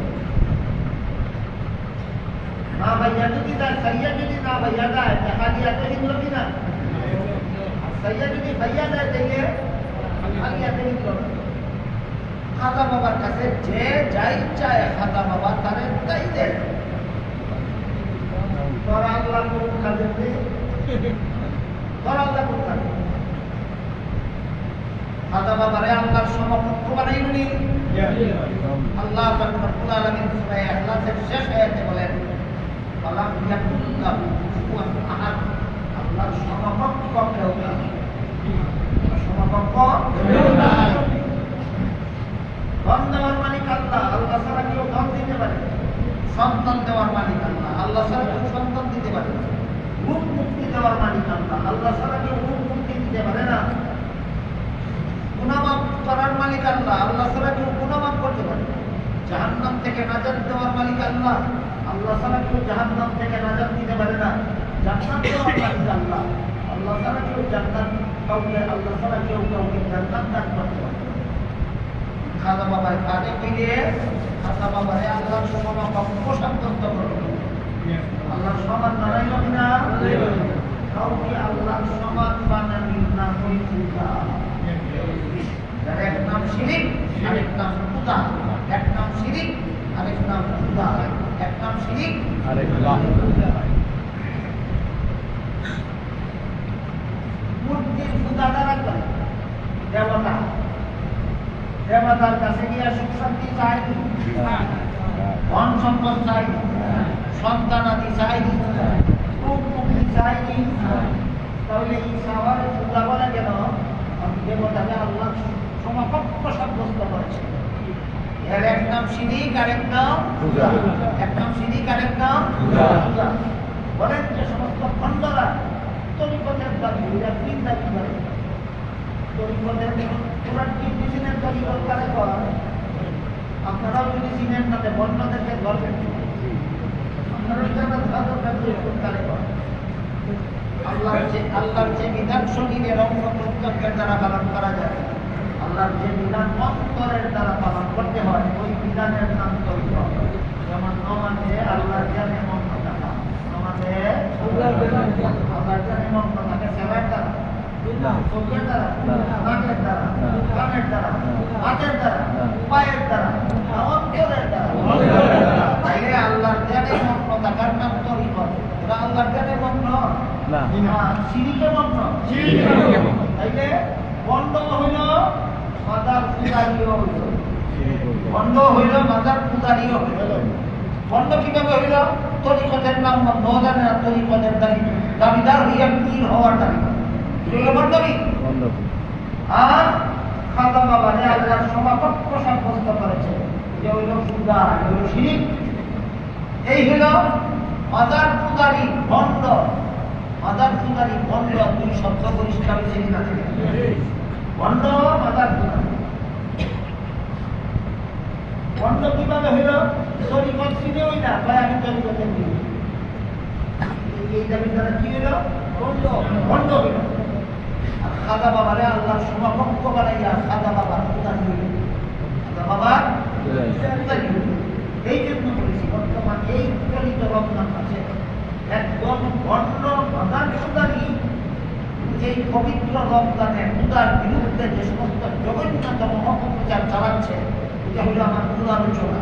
কিন্তু এদেরকে আগে চিনে নিতে হবে এরা কারা। এগুলো বন্ধ বাজার পূজারি, বন্ধ বাজার পূজারি। খাজা বাবার আল্লাহর সাথে শরীর দর্শন করতে হবে, এর মাধ্যমে এরা খাজা বাবার পূজা করে। এক হাদিসে উল্লেখ আছে রাসূল করিম সাল্লাল্লাহু আলাইহি ওয়াসাল্লাম বলেন, আতানি আতিম মিন ইনদি রাব্বি ফাখায়্যারানি বাইনা আন ইয়াদখুলা মিসলু উম্মতি আল-জান্নাতা ওয়া বাইনা আশ-শাফাআহ ফাক্তাতু আশ-শাফাআতা ওয়া হিয়া লিমান মাতা ওয়া লাম ইউশরিক বিল্লাহি শাইআ আও কামা ক্বালা আলাইহিস সালাতু ওয়াস সালাম।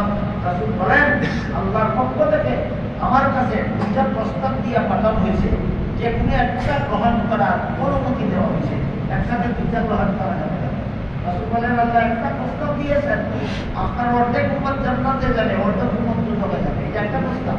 এটা যদি আপনার পছন্দ না হয় তাহলে আরেকটা প্রস্তাব দিব, আপনার নেককার উম্মতেরা জান্নাতে যাবে, গুনাহগার উম্মতেরা দুজকে যাবে। তবে আপনার সুপারিশে আমি গুনাহগার উম্মতকে দুজক থেকে নাজাত দিয়ে দেব। এটা দ্বিতীয় প্রস্তাব। রাসূল কোনটা গ্রহণ করলেন আমি পরে বলবো, আপনাদের কোনটা পছন্দ হয় আগে বলুন। দ্বিতীয়টা গুনাহগার উম্মত দুজকে যাবে, নবীর সুপারিশে আল্লাহ গুনাহগার উম্মতের থেকে মুক্তি দিয়ে দিবেন। রাসূল বলেন, আমি এই প্রস্তাবটা গ্রহণ করব। আমার গুনাহগার উম্মত দুজকে যাবে, আমার সুপারিশে আল্লাহ এদেরকে নাজাত দিয়ে দিবেন। কিন্তু যারা আল্লাহর সাথে শরীকদার সাব্যস্ত করে, যারা আল্লাহ ছাড়া অন্য কারো হুদাবিরা করে, চাই সুন্নতি লিবাস দাবারকারী হোক, চাই সুন্নতি দাড়িওয়ালা হোক, চাই সুন্নতি গঞ্জিওয়ালা হোক, আল্লাহর সাথে শরীকদার সাব্যস্ত করে সুন্নতি দাঁড়িয়ে আর তাদের ইমান ঠিক থাকে। ইমান যখন ধ্বংস হইয়া যায়, সুন্নতের দাম থাকে না। এটার উদাহরণ কিভাবে দেওয়া যায়? 1 লিটার ডাইনে শূন্য দিলে 10 হয়, শূন্য সেটা রাখে আর 1 মুছে ফেলে 10,000 দিলে কত মুক্ত? 10,000-এর 1 মুছলে কি 9,999 থাকে? এখানে পুরার দিন থাকে। প্রত্যেকটি বারে পাঁচদিন দাম দেখিয়া বাকি মানছে, লক্ষের মুখ দাঁড়িয়েছে, তোর মুখ দাঁড়িয়েছে, মানে এখানে পুরার দিন আছে, বামে সংখ্যা নাই। এবার বলেন, পাখিদানির দাম কতক্ষণ? ইমান থাকে যতক্ষণ। পাখিদানির দাম কতক্ষণ? ইমান থাকে যতক্ষণ। যখন ইমান থাকে না, তখন তোমার ফাঁকি শিকার ফাঁকি। কোন নাম শরীয়ত বুঝলেন কি করে? শরীরের অঙ্গ প্রত্যঙ্গের দ্বারা পালন করা। আমাদের নাম তরিকত, শরীয়ত বুঝলেন কি করে? শরীরের অঙ্গ প্রত্যঙ্গের দ্বারা পালন করতে হবে। হজের নাম তরিকত না শরীয়ত? যাকাতের নাম তরিকত না শরীয়ত? আর নামাজে আল্লাহর কাছে মগ্ন হওয়ার নাম বুঝলেন কিনা? আল্লাহর যে বিধান শরীরের অঙ্গের দ্বারা পালন করতে হয় সেটার নাম শরীয়ত, আর আল্লাহর যে বিধান অন্তরের দ্বারা পালন করতে হয় সেটার নাম তরিকত। অন্য শয়তান পুরা ছিল না শরীয়ত কারে বাদ করি কারে কয় আমরা শরীয়ত করতে না আমরা তরিকত করতে সত্যই তরিকত করতে না তরিকতের নামে ভণ্ড এইগুলো ভণ্ডের পরিচয়। আর মাদার পূজাকে পরিচয় খাতা বাবার মাদারও দিয়ে যা চায় আপনি হাতে দিকে না আল্লাহর সমান বানাই বলি আল্লাহর সমান বানাই কি হয় এইটা হয় শীত হয় এই তরিকতের নামে অন্য পীরেরা এইভাবে পূজা মাদার পূজায় লিপ্ত গান গায় পূজা গান আর গান গাই না অলির সামান গাই গান গান হয় না সাম গায় আমি বলি তোর কপালে নাই মরণ পর্যন্ত বলি গানে পাইছি না বন্ধ বন্ধের কপালে অলির পরিচয় হাতে হবে না কোনোদিন তুই মাদার পূজারীদের নসিবে কোনোদিন অলির পরিচয় হাতে হবে না। আমি অন্য সময় আপনাদেরকে বলে দিয়েছি যে কোনো মানুষ 5 কাজের দ্বারা আল্লাহ বুদ্ধি হয় কত কাজের দ্বারা 5 কাজের দ্বারা আল্লাহ বুদ্ধি হয়। 1 নম্বর কাজ সকল রকমের গুনাহ থেকে তওবা সকল প্রকার গুনাহ থেকে যতক্ষণ পর্যন্ত তওবা করবে না ততক্ষণ পর্যন্ত বুদ্ধি হতে পারবে না। 2 নম্বর কাজ সমস্ত ফরজ আমল ঠিক মতে আদায় করা একটা ফরজ আদায় বাকি থাকলে আল্লাহ বুদ্ধি হতে পারবে না। 3 নম্বর কাজ সমস্ত ওয়াজিব আমল ঠিক মতে করা একটা ওয়াজিব আমল করার অভাব থাকলে বুদ্ধি হতে পারবে না। 4 নম্বর কাজ সমস্ত সুন্নতের মুআক্কাদা আমল করা একটা সুন্নতের মুআক্কাদা ঠিক মতো আমল না করলে আল্লাহ বুদ্ধি হতে পারবে না। 1 নম্বর গুনার উপর ছেড়ে দেওয়া 2 নম্বর ফরজ আমল করা 3 নম্বর ওয়াজিব আমল করা 4 নম্বর সুন্নতের মুআক্কাদা আমল করা। বুঝছেন কি বলি একটা রয়েছে আর রয়েছে তো পরেরটা কথা বলে এই সত্যা করলে কি হয় শুনেন গুনার উপর ছেড়ে দিলে জাহান্নাম থেকে বাঁচা যায় ফরজ ওয়াজিব আমল করলে জান্নাত পাওয়া যায় সুন্নতের মুআক্কাদা আমল করলে নবীর শাফাআত পাওয়া যায় কিন্তু ওলি হওয়া যায় কোন কাজের দ্বারা কি হয় জীবন বর্তমানে রাখি গুনাহ ছেড়ে দিলে জাহান্নাম থেকে বাঁচা যায় ফরজ ওয়াজিব আমল করলে জান্নাত পাওয়া যায় সুন্নতের মুআক্কাদা আমল করলে নবীর শাফাআত পাওয়া যায় কিন্তু ওলি হওয়া যায়। আর এর মানে বলব যে আমি যদি এইগুলি চাইতে ওলি না ওই আমার জীবন আমি যদি গুনাহ ছেড়ে দিয়ে জাহান্নাম থেকে বাঁচতে পারি আমি যদি ফরজ ওয়াজিব আমল করে জান্নাত লাভ করতে পারি আমি যদি সুন্নতের মুআক্কাদা আমল করে নবীর শাফাআত লাভ করতে পারি বাস্তবতার কাজ জিন্দা বানা বাংলা বানা করলা বানা ওলি হইলা বানা অসুবিধা কি এটা তো আমি তোমাদের নেই বাস্তবতার কাজটা করব। সহিহ বুখারী শরীফের হাদিসে উল্লেখ আছে রাসূল করিম সাল্লাল্লাহু আলাইহি ওয়াসাল্লাম সেই 5 নম্বর কাজের কথা উল্লেখ করে দিয়েছেন সাত কাজ করার পরে 5 নম্বর কাজ হলো নফল বন্দেগী যে যত বেশি করবে তত বড় ওলি হবে আল্লাহ সুবহানাল্লাহ। গুনার পশ্চাৎপরে কি নফল বন্দেগী করবে ফরজ নফল কিরা নফল বন্দেগী করবে ওয়াজিব নফল কিরা নফল বন্দেগী করবে সুন্নতের মুআক্কাদা আমল না কিরা নফল বন্দেগী করলে না সিরিয়াল বাই সিরিয়াল এই কথা সিরিয়াল বাই সিরিয়াল ধারাবাহিকভাবে আগে গুনার উপর সরব পরে ফরজ ওয়াজিব আমল ঠিক করো এরপরে সুন্নতের মুআক্কাদা আমল ঠিক করো এরপরে নফল বন্দেগী লিপ্ত হও। আল্লাহ রাসূল বলেন যে যত বেশি নফল বন্দেগী করবে আল্লাহ তাকে তত বড় ওলি হিসাবে গ্রহণ করবে সুবহানাল্লাহ। ওলি শান গাতে হয় ভণ্ড মাদার পূজারী পুরা টিম জেনে ওলি কারে কয় তারা চিনলেন কিনা ওলি কারে কয় কত কাজের দ্বারা ওলি হয় প্রশ্ন হইল সত্যি করলেও ওলি হয় না বাস্তব পর্যন্ত দ্বারা ওলি হয় কেন 2 নম্বর প্রশ্ন হইল সত্যি করলেও তো আমার যথেষ্ট আমার ওলি না হইলে অসুবিধা কি আগে বুঝি সত্যি করলে ওলি হয় না কেন গুনার উপর ছেড়ে দেয় বান্দা জাহান্নাম থেকে বাঁচার স্বার্থে না বিনা স্বার্থে ফরজ ওয়াজিব আমল করে বান্দা জান্নাত পাওয়ার স্বার্থে না বিনা স্বার্থে সুন্নতের মুআক্কাদা আমল করে বান্দা নবীর শাফাআত পাওয়ার স্বার্থে না বিনা স্বার্থে যতক্ষণ পর্যন্ত নিজের স্বার্থে কাজ করে ততক্ষণ পর্যন্ত আল্লাহ তাকে ওলি বানায় না। ঠিক নফল বন্দেগী না করলেও জাহান্নাম থেকে বাঁচা যায় নফল বন্দেগী না করলেও জান্নাত পাওয়া যায় নফল বন্দেগী না করলেও নবীর শাফাআত পাওয়া যায়। বাকি নফল বন্দেগী মেজে বান্দার কোনো শর্ত নাই নফল বন্দেগী যে আল্লাহ রাসূল বলেন যে যে বান্দা নফল বন্দেগী को फर्ज बनाए আল্লাহ খুশি হইয়া তাকে আল্লাহ ওলি বানায় সুবহানাল্লাহ। এবার বলেন নিজের স্বার্থে আমল করলে ওলি হওয়া যায় না, স্বার্থহীন আমলের দ্বারা ওলি হওয়া যায়। স্বার্থহীন আমল কোনটা? এই জন্য মহান সিদ্ধ হাদিস আল্লাহ রাসূল বলেন নফল বন্দেগী যে যত বেশি করে আল্লাহ তাকে তত বড় ওলি বানায়। যেমন তাই নিজের স্বার্থে করে না, আল্লাহকে খুশি করে।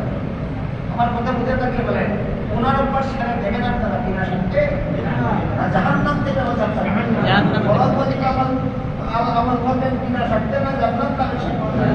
সুন্নতের মুআক্কাদা আমল করবেন বিনা স্বার্থে না নবীর শাফাআত পাওয়ার স্বার্থে।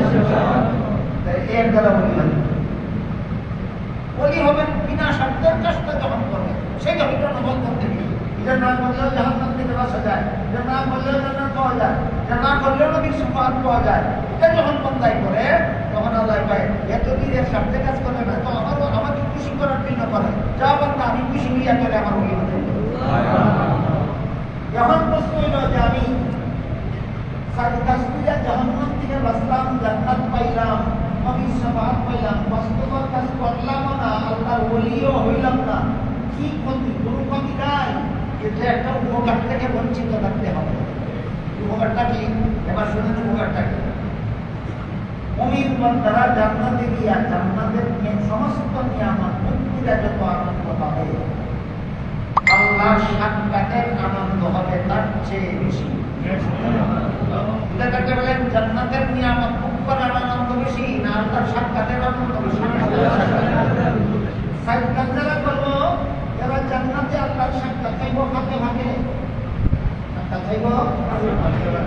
আর ৫ নম্বর কাজ যারা করবো এরা আল্লাহর সাক্ষাৎ চাইব সদা সর্বদা।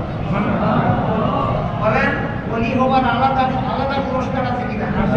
এরা আল্লাহর সাক্ষাৎ চাইব জান্নাতে ভাগে ভাগে না সদা সর্বদা? সদা সর্বদা।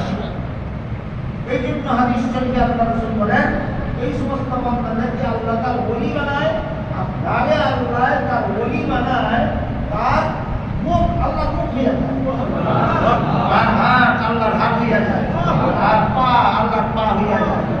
আমার কথায় যদি আপনারা ওলি চিন্তা রাখেন তাহলে বলেন কেউ ফিরে না খালি হাতে খাজা বাবার দরবারে, এটা ওলির শান না? ওলিরে আল্লাহ শরীক বানাইয়া ওলির খুদা, ওলির শান নয়, বলে ওলির খুদা আর কয় ওলির শান নয়। এইভাবে ওলি নামের দোহাই দিয়া, শান নামের দোহাই দিয়া, তরিকত নামের দোহাই দিয়া, এশকে রাসূলের দোহাই দিয়া মুমিনের ঈমান ধ্বংস করার ষড়যন্ত্রে লিপ্ত আছে এই সমস্ত ভণ্ড মাদার। এরকম এক ভণ্ড মাদার পূজারী সেদিন মিডিয়াতে দেখলাম, এক ভণ্ড মাদার পূজারী কয় কি সুন্দর কথা তো পুরাণে না। এই যে আমাদেরকে শুনেছি কিসের সংখ্যা নাই কেন? কারণ কিন্তু মাসের নাম আছে নি? এবার বলেন রমজান মাস কোন বছর উচ্চিত হবে? কোন বছর? রাসূল বলেছেন যে বছর রমজান মাস উচ্চিত হবে সেই বছর ৩ দিন লেখা ফরজ, যে বছর রমজান মাস দিশা হবে সেই বছর ৩০ দিন লেখা ফরজ। এই ৩ দিন পুরানো ৩ দিন বলছে না কেন? কারণ সবসময় ৩ দিন হবে না, এই জন্য ৩ দিন বলছে না। কিন্তু হাদিসে ৩ দিন বলছেন কিনা? পুরাণের দোহাই দিয়া হাদিস মানলো না হাদিস মান্য করলো? পুরাণ না মানলে যেই রকমের পাবে, হাদিস না মানলে সেই রকমের পাবে। বলেন ভণ্ড মাদার পূজারীরা মুমিন না কাফের? ভণ্ড মাদার পূজারীরা কাফের, যে হাদিস মানে না সেটা। এই ভণ্ড ইংরেজি মিডিয়াতে প্রথমে দিচ্ছে 30 সুদা কোরআনে নাই, রমজান মাস কোরআনে আছে নি? রমজান মাস কোন বছর দিশা হইব নি? তবে কোরআনে 30 সুদা নাই, 10 মাথা আছে না 10 ভাগের মাথা আছে? রমজান মাস তো কোরআনে আছে।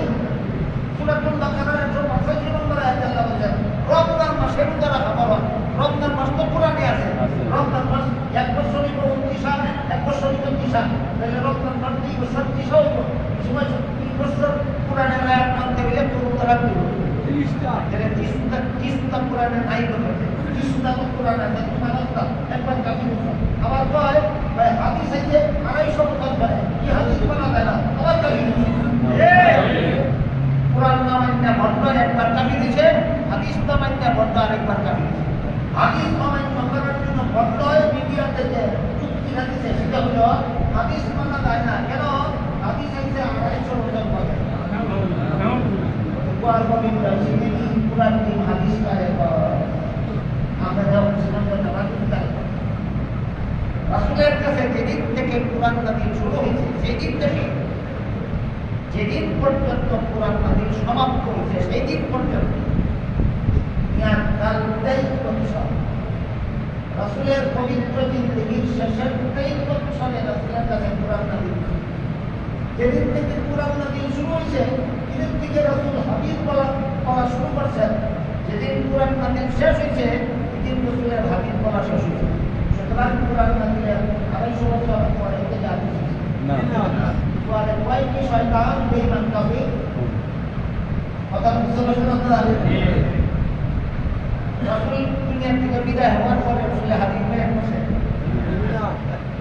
দুনিয়াতে টাকা কাটে কোরআন নাযিল শুরু হওয়ার আগে নবী হাদিস দিতেন উম্মতে নাযিল শুরু হওয়ার পরে যতদিনে কোরআন নাযিল হয়েছে রাসূল ততদিনে উম্মতকে হাদিস দান করেছে। যতদিনে কোরআন নাযিল হয়েছে ততদিন উম্মতকে হাদিস দান করেছে। কেন? হাদিস হলো কোরআনের ব্যাখ্যা। কোরআনের ব্যাখ্যা হাদিস অস্বীকার করার শয়তানটা হলো কোরআনের 1 নম্বরের ব্যাখ্যা হলো রাসূলের হাদিস। হাদিসটা যদি অমান্য করার সামনে করতে পারে তাহলে কোরআনে ইচ্ছা মতো মন করা ব্যাখ্যা করার দরকার পড়ে যায়। মন করার মতো কোরআনের ব্যাখ্যা করা আরেক কাফিরের কাজ। হাদিস বলে রাসূল করিম সাল্লাল্লাহু বলেন যে ব্যক্তি কোরআনে মন করা ব্যাখ্যা করে সে জাহান্নামী হওয়ার জন্য আর কোনো গুনাহ লাগবে না, একদম নাই। কোরআনে মন করা ব্যাখ্যা করার জন্য নাই, জাহান্নামী হওয়ার জন্য এক যথেষ্ট। একটা উদাহরণ দিয়ে আজকের কথা বলা শেষ করি।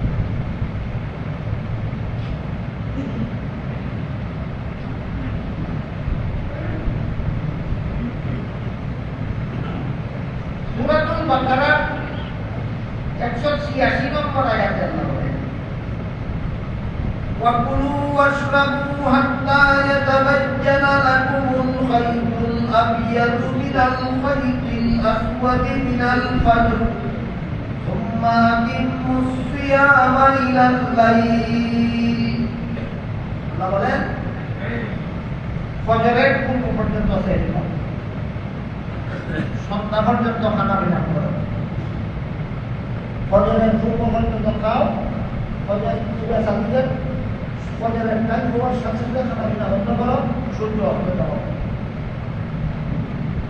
ফজরের পূর্ব পর্যন্ত কথাটা আল্লাহর ভাষায় এইভাবে বলছে তোমরা ততক্ষণ পর্যন্ত সেরে নাও যতক্ষণ পর্যন্ত সাদা সুতা কালো সুতা পৃথকভাবে দেখা যায়। আয়াত নাযিল হওয়ার পরে এক সাহাবী সেহরি খাইতে বসলেন। এক পায়ে বাঁধলেন একটা সাদা সুতা, আরেক পায়ে বাঁধলেন একটা কালো সুতা। যতক্ষণ পর্যন্ত কোনটা সাদা কোনটা কালা দেখা না যায় ততক্ষণ পর্যন্ত সেহরি খাইতে। পরের দিন ঘটনা রাসূলের কাছে বর্ণনা করা হলো। রাসূল বলে দিলেন, রাসূল যা বলে দিলেন তার নাম কোরআন হাদিস।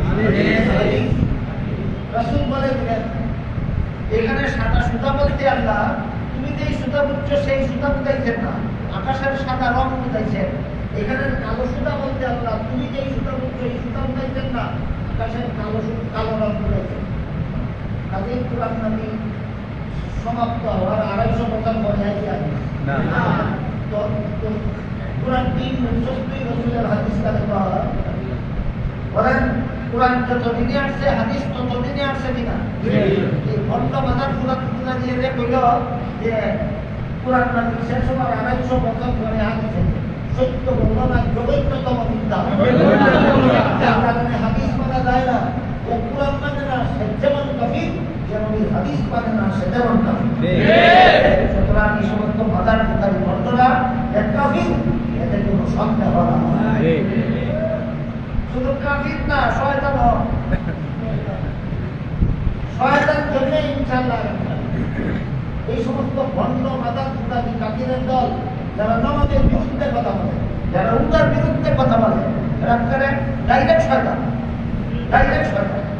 আমি সত্তর সময় ছায়া চিন্তা আলী আমি করে দিলেন কোরআনটা যখন করে একটি করে দিলেন বললে আগামীকাল দেওয়া হবে ইনশাল্লাহ। আজকে শুধু আমরা একটু বললাম এই সমস্ত কথা বলতে বছরা কাজে আগামীকাল রবিবার শুধু কাজে নয় সরকার এখানে